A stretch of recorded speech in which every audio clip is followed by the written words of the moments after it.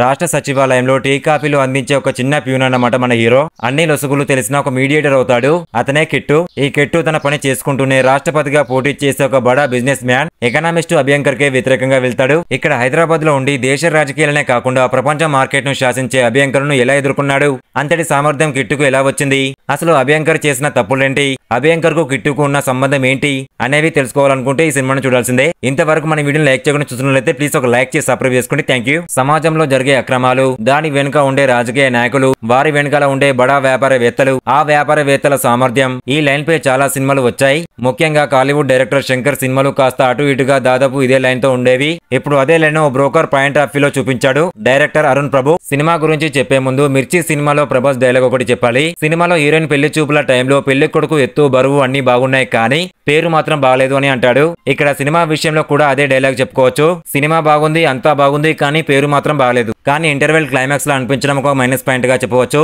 దాని తర్వాత స్టోరీ ఎటు వెళ్తుందో అర్థం కాలేదు.